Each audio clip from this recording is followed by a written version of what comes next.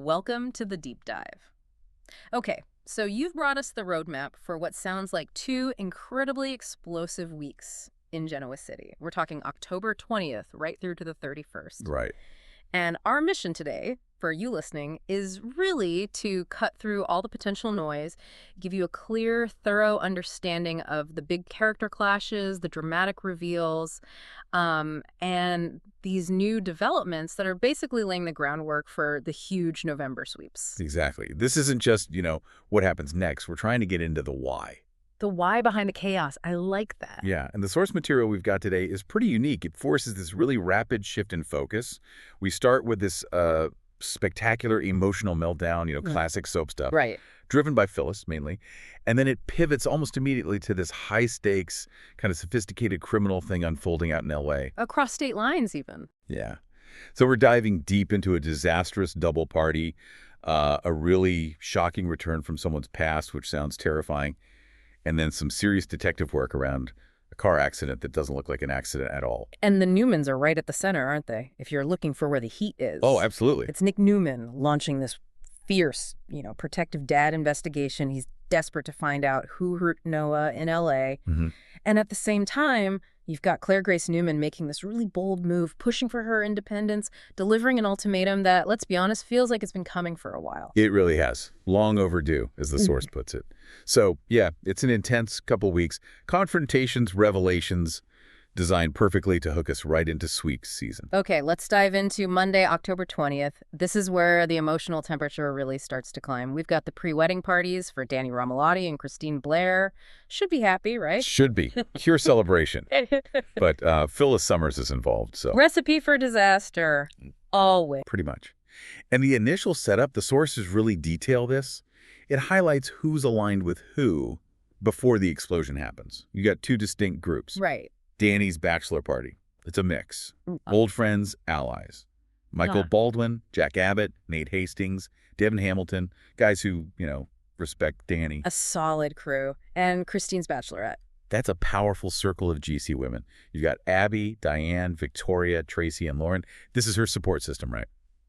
They know exactly what she's dealt with, especially when it comes to Phyllis. It's no case of it. Exactly. And there's even this sweet little moment before it all goes wrong. Danny actually genuinely thanks Jack for introducing him to Christine all those years ago. Yeah. It's a nice nod to their history. But that's not going to last. Nope. Nostalgia is short-lived. The atmosphere just shatters when Phyllis makes her grand entrance.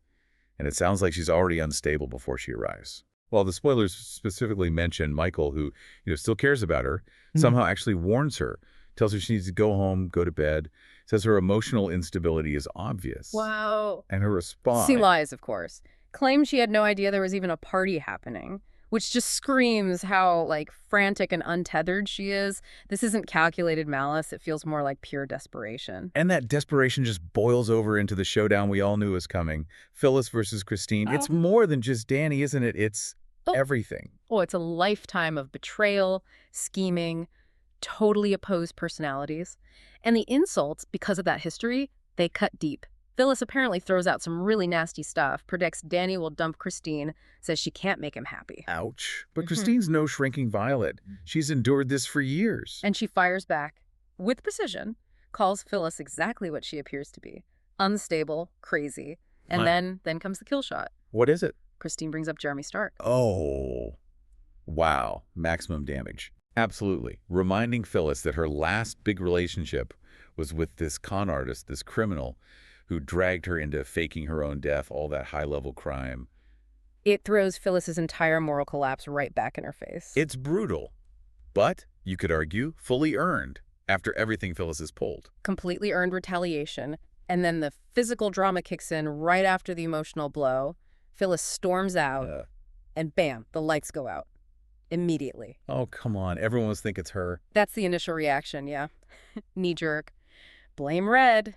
It's got to be her dramatic, petty revenge, right? Theatrical little prank. Speaks volumes about her reputation, doesn't it? That she's the immediate suspect. It really does. But it's actually a misdirect. The truth, according to the source, is way more boring. What is it? Nate Hastings, Dr. Nate, of all people, figures it out. It's just a construction issue nearby. A totally mundane explanation. Oh, okay. So it pulls the tension back a bit, but the damage from that fight, that's already done. Oh, yeah. And this leads straight into a really core emotional moment for Danny. He's checking on the blackout, runs into Phyllis outside. Does he yell at her? No, actually. He doesn't engage with anger. He engages with worry. He expresses genuine concern, like about her erratic behavior, her temper fits. He tries to appeal to the person he used to know, maybe, underneath the obsession. But she's too far gone, isn't she? She's locked in denial. Totally. The sources say she just doubles down on the lies, claims she's over him, wants him to be happy, but then immediately contradicts herself. Says she just doesn't want him with Christine. That self-deception, it just proves the obsession is total. It really does. And Danny finally, he delivers the definitive statement, the one she needs to hear, even if she won't accept it. He shuts down any shred of hope she might be clinging to. What does he say? He declares that Christine Cricket is unequivocally his person, full stop. Wow. That's it, the final nail, the end of that chapter, whether Phyllis admits it or not. Delivered clearly, firmly. But her response to that clarity, that rejection, Let me guess. She doesn't just leave. nope. The sources specifically note she creeps back later. Just hangs around to watch Danny serenading Christine, kissing her romantically. Oh, that's just painful. For her, I mean. Self-inflicted torture. Exactly. And she's left visibly angry. That intense, focused bitterness, that's clearly the fuel for whatever she does next. Which brings us to Tuesday, October 21st. Consequences and risky business. Absolutely. Things start to ripple out. First up, there's a tough encounter brewing between Kane Ashby and Devin Hamilton.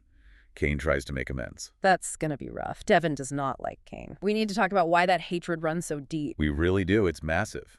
It ties back to Kane's father, Colin Atkinson, the con man. The notorious Colin. Right. He ran that huge, elaborate scheme targeting Catherine Chancellor's will, specifically went after Devin's billion-dollar inheritance. Stole They it. got it back eventually, but the betrayal. The sheer audacity of it, and Kane got tangled up in it, even if maybe he wasn't the mastermind, that created this permanent rift with Devin. It's not just about the money, though. No, there's the Lily factor too, right? Devin deeply resents how Kane treated Lily in the past. Exactly. So it's personal betrayal layered on top of the financial crime. Kane trying to patch things up now. It's brave, maybe, but the source basically says expect fireworks. Devin doesn't forgive easily, especially when it involves family and that kind of money.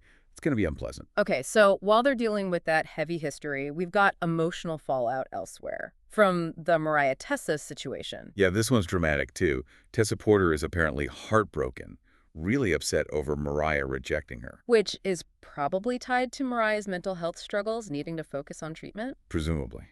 So Tessa's drinking heavily at the GCAC. She literally stumbles into Daniel Romalotti. Oh. And in that moment, that vulnerable, impulsive moment, she kisses him. Whoa. Does he pull away? No.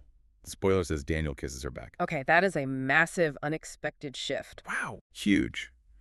Tessa's hurting. Daniel's maybe sympathetic or complicated.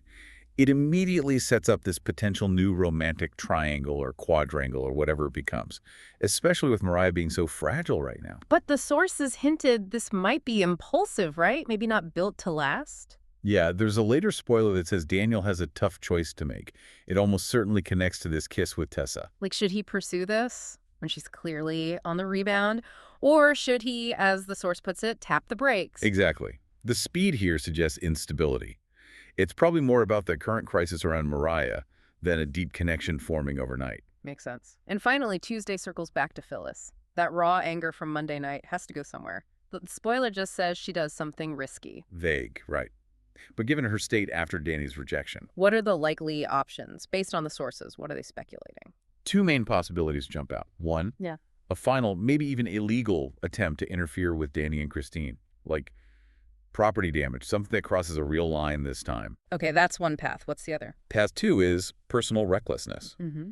Pursuing Kane Ashby. Remember they had that near-kiss moment before. Right, two damaged people colliding. Exactly.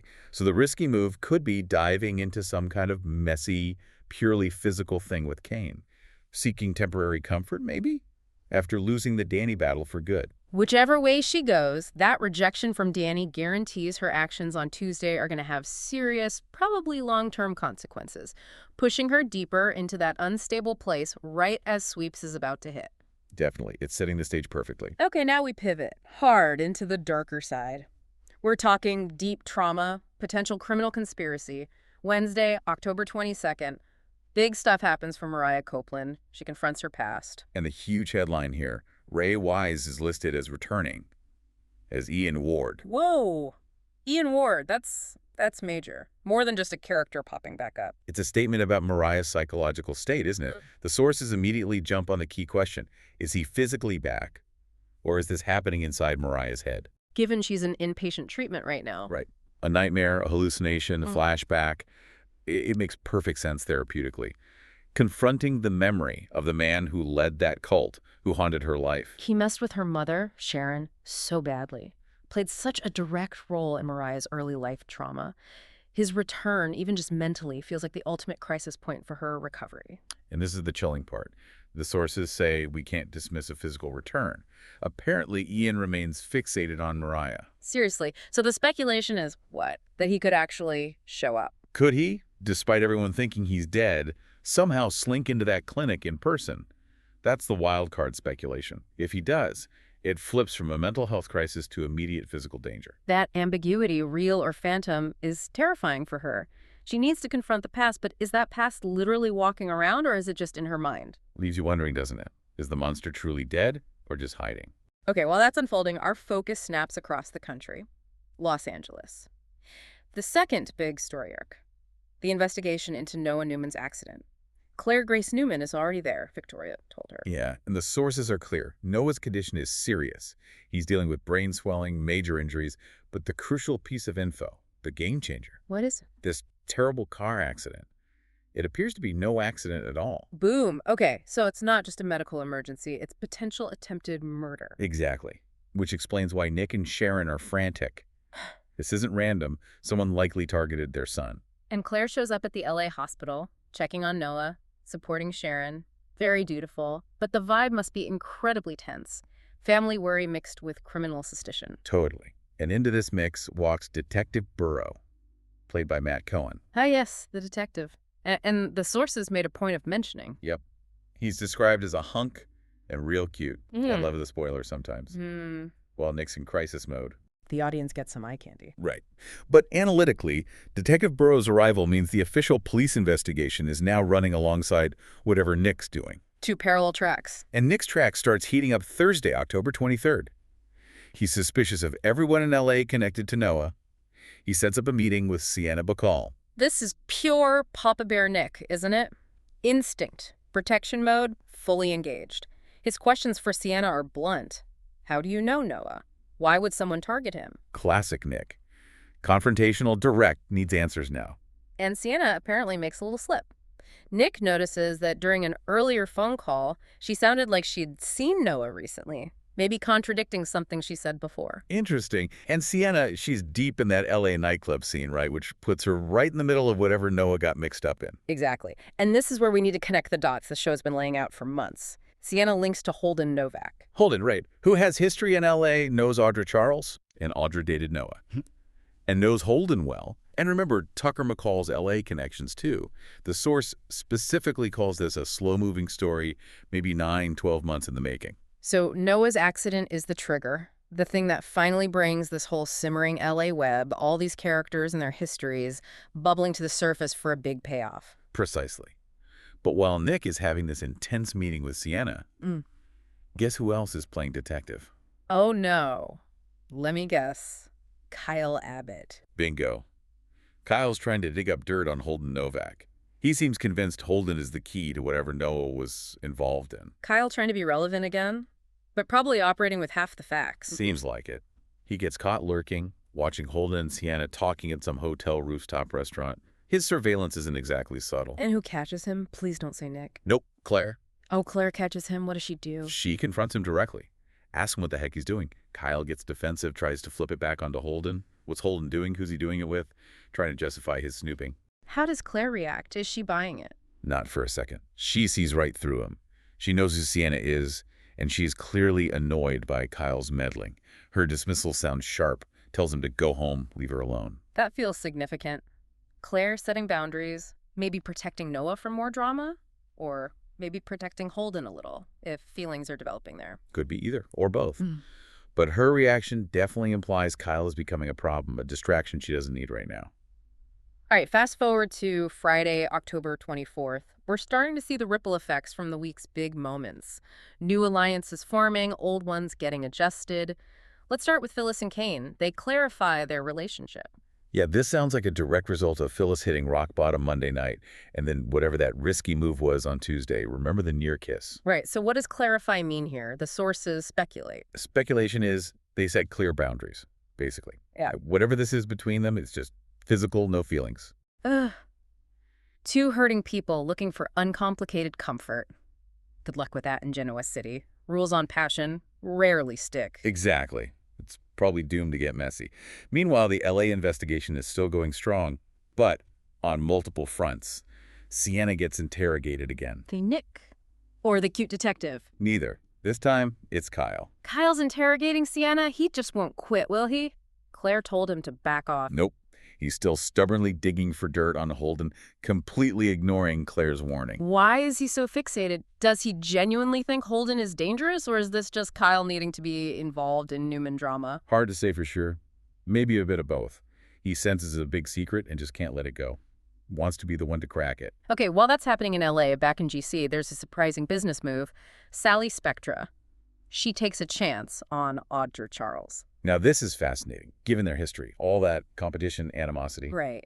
Sally's the ultimate opportunist, though. Rebuilt her career, always takes risks. What does she see in Audra? Well, Audrey is resourceful. She's connected. The source hints at a new business or maybe even a personal alliance. Maybe Sally wants to leverage Audra's LA contacts. Or use her corporate savvy. Could be anything. But you know this partnership is built on pure ambition, not trust, which makes it inherently unstable and exciting to watch. Definitely one to keep an eye on. Okay, let's hit the final week of this spoiler window, October 27th to the 31st. This is the direct lead-in, the final ramp-up to November sweeps. Tension's got to be maxed out, especially around Mariah and Ian Ward. The sources teased some radical speculation here. This is the most shocking potential development, really. The speculation is that Mariah might actually kill the real Ian Ward. Kill him, like physically kill him, not just confront a memory or a hallucination. That's the radical idea floated. A final physical act of violence to end the psychological torment he represents once and for all. We have to pause here, because this isn't coming out of nowhere from Mariah, is it? The source reminds us. Right. She's done something like this before. She smothered that Ian proxy. Remember the old guy at the hotel who triggered her trauma? She has a history of lashing out violently when confronted with Ian-like figures. So if she does kill the real Ian, the legal implications are huge, especially since everyone thinks he's already dead. Exactly. And this is where the source speculation gets really interesting, exploring the moral and legal gray areas. Can you be charged with murdering someone everyone assumes is dead? And she's already in a mental health facility. Precisely.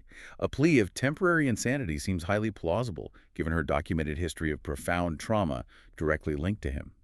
The material even implies she might actually get away with it. Wow. Achieving peace from her tormentor, but through murder. Whether Ian is real or imagined at the start, this potential endgame sets up a massive legal and ethical drama for sweeps. Huge stakes. Yeah. Absolutely huge. Okay, shifting gears slightly, back to the romance or potential romance. Tessa and Daniel. That impulsive kiss leads to a dilemma. They reach a fork in the road. Yeah, now Daniel has to make that tough choice we talked about earlier. What are they? Friends. Friends with benefits. Yeah. A real romance. He needs to figure it out, especially given Tessa's emotional state, right? Still heartbroken over Mariah. He has to be careful. Is this a genuine connection or is he just a rebound? It's a complex situation. They need to define it before things go further. Makes sense. Meanwhile, back in LA, the investigation is full throttle. Nick Newman is not letting up. He's digging deeper, determined to find out who hurt Noah and why. He's not leaving LA until he gets answers. He needs the full story. And this relentless digging seems to push Claire to her limit with Kyle. Yes, she's had enough of his meddling. Yeah. The sources say she's ready to lay down the law. An ultimatum, What's the ultimatum? basically. Kyle needs to leave LA, go back to Genoa City, or she's cutting off contact completely. Done talking to him. Wow. The source said this was long overdue. It sounds like it. Her priorities are clear. Noah's health, the real investigation. Kyle's just become an obstacle. This could really change things for Kyle, forcing him to choose between his Newman obsession and his connection to Claire. But wait, the investigation itself might be heading towards an unexpected alliance. Yeah, this is another twist. The material suggests Holden Novak, the guy Kyle's been trying to nail, might actually end up helping Nick. Holden helping Nick. Why would he do that? Well, think about it. If he helps Nick figure out what really happened in Noah's accident, clears things up, that earns him massive goodwill with the Newmans, especially Nick and Sharon. Okay, and why might Holden need that goodwill? Directly tied to Claire. If he and Claire are actually developing something serious romantically, having the Newman family's blessing, or at least their tolerance, would be a huge advantage for him. Ah, okay, so the lines are blurring. Enemies becoming potential allies. Very interesting. Very L.A. noir, almost. And finally, amidst all this darkness and scheming, we get a little reminder of hope. Danny and Christine. They're still on track, despite Phyllis. Yep, they're amped up for their wedding, which is apparently coming soon. So despite Phyllis throwing everything she had at them, their love story is holding strong. A nice little counterpoint. It is, a moment of light. And speaking of positives, the source material tossed in one last detail. Oh, yeah.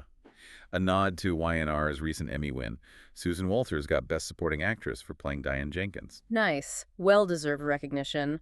Proof the quality is there alongside all this quantity of drama we're talking about. Hashtag tag out outro.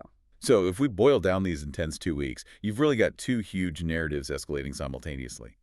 Back in Genoa City, it's the emotional fallout from Phyllis's obsession pushing her into reckless choices.